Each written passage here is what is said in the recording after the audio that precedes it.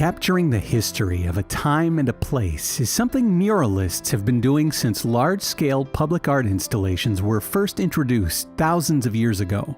So it's no surprise that when the Long Beach Harbor Department commissioned the building of a new 8-story administration building in the late 1950s, they decided to have a custom-designed mural created to honor the rich history of this unique port.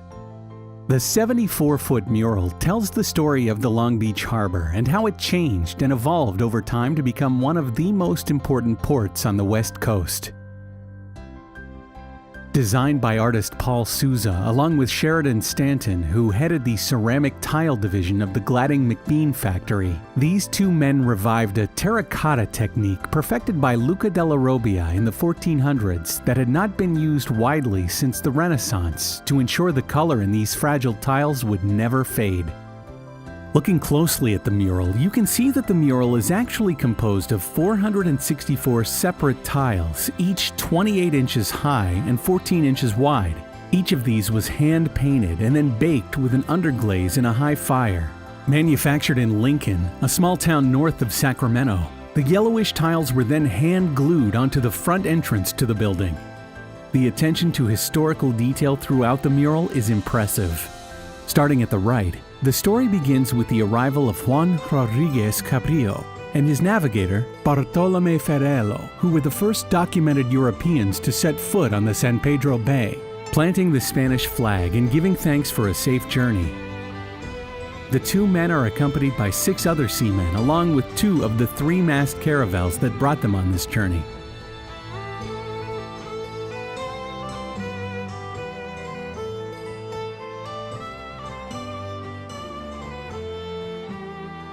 Take a close look at their faces and you'll see that each is different, capturing a separate emotion. Just next to them is a scene depicting the native Catalino or Chumash Indians who lived in the area. A young male, female, and child are rowing in a canoe while another male swims nearby. Placing the scene in the water allowed the artists to honor the Catalino Chumash canoe, which was highly unique, because it was the only canoe found in the Americas in which the cracks between the large wooden planks were sealed using the natural resource of tar. Capable of carrying 20 people at a time, these innovative canoes allowed them to access and trade with villages up and down the coastline. Just below the Indians are the fur seals of California, which in the 1830s made more money for traders than all the gold ever mined in California. In fact, the fur trade, more than any other single factor, opened up the West to world trade.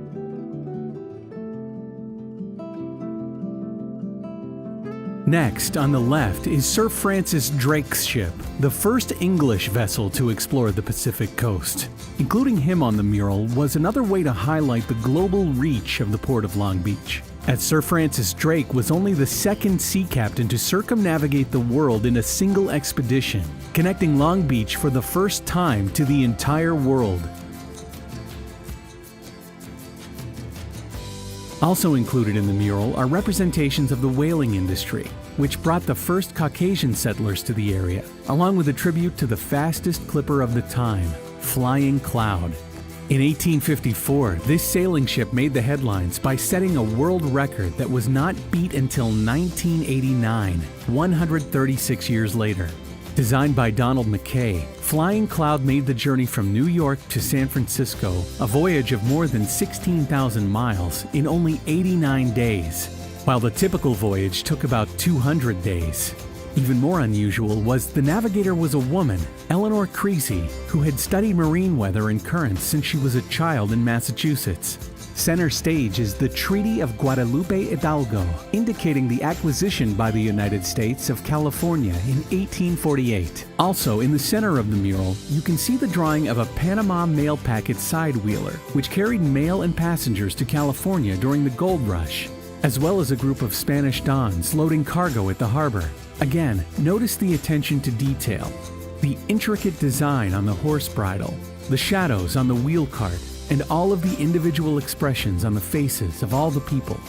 The other half of the mural is devoted to the development of the Port of Long Beach, starting with the arrival in 1911 of the SS Iagua with its load of timber. Look closely and you'll see her name engraved on the ship.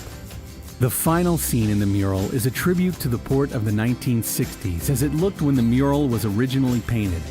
A time of bulk cargo with a modern freighter, shore cranes, railroad tracks, and men moving the giant loads by hand. This is all accompanied by a growing Long Beach skyline where the Navy, oil wells, commercial fishing boats, pleasure yachts, and even Signal Hill are depicted. This mural is a true testament to the incredible history of not only the city of Long Beach, but also to the port of Long Beach that continues to play a pivotal role in international trade. For more information about this mural and its history, visit polb.com.